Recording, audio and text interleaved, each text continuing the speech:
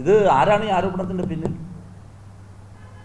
കഴിഞ്ഞ കാലത്ത് ഇത് ആദ്യമായി, കഴിഞ്ഞ വർഷമാണല്ലോ ആദ്യമായി അദ്ദേഹം മത്സരിക്കാൻ വരുന്നത്. കഴിഞ്ഞ വർഷം 2019 തിരഞ്ഞെടുപ്പിൽ ആരായിരുന്നു അതിൻ്റെ ബ്രെയിൻ?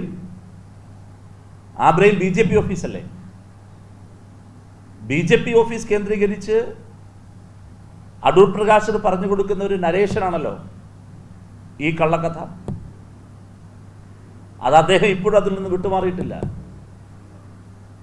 BJPയുടെ പ്രേതം വല്ലാതെ അടൂർ പ്രകാശിനെ ഇപ്പോഴും പിന്തുടരുകയാണ്.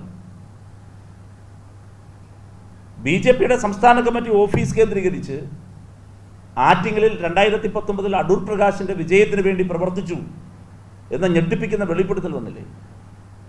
നിങ്ങൾ ആലോചിച്ച് നോക്കൂ. അയാൾ ഇപ്പോഴും BJPയുടെ സംസ്ഥാന കേന്ദ്രത്തിലെ ഓഫീസ് സെക്രട്ടറിയായി തുടരുന്നുവെന്നാണ്. എനിക്ക് മാധ്യമങ്ങളോട് അത് സംബന്ധിച്ച് ചില അഭിപ്രായ വ്യത്യാസമുണ്ട്. ഒരു മാധ്യമം അത് കൊണ്ടുവന്നു, ഇനി അവർ കൊണ്ടുവന്നുകൊണ്ട് വേറെ ആൾക്കാർ എടുക്കാത്തതാണെന്ന് എനിക്കറിയില്ല. ഇത് CPIഎമ്മിൻ്റെ AKG സെൻറ്ററിലെ ഓഫീസ് സെക്രട്ടറിയുടെ ശബ്ദരേഖയാണ് ഇതുപോലെ പുറത്തു വന്നിരുന്നതെങ്കിൽ നിങ്ങളിത് എത്ര ദിവസം ചർച്ച ചെയ്യുമായിരുന്നു? BJPയുടെ പ്രധാനപ്പെട്ട നേതാവാണ് കഴിഞ്ഞ തവണ അവിടെ മത്സരിച്ച സ്ഥാനാർത്ഥി ശോഭാ സുരേന്ദ്രൻ. അയാളവിടെ മത്സരിക്കുമ്പോൾ, കോൺഗ്രസ് മത്സരിക്കുമ്പോൾ, BJPക്ക് സ്ഥാനാർത്ഥിയുള്ളപ്പോൾ കോൺഗ്രസിൻ്റെ സ്ഥാനാർത്ഥിയെ വിജയിപ്പിക്കുന്നതിന് വേണ്ടി BJPയുടെ സംസ്ഥാന കമ്മിറ്റി ഓഫീസിൽ നിന്ന് ഇടപെടലുണ്ടായി. അയാൾ ശബ്ദരേഖയിൽ പറയുകയാണ്,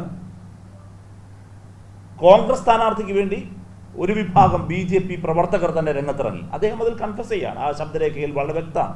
ഈ നിമിഷം വരെ അദ്ദേഹം ആ ശബ്ദരേഖയെ അദ്ദേഹമോ അദ്ദേഹത്തിൻ്റെ പാർട്ടിയോ നിരസിച്ചിട്ടില്ല.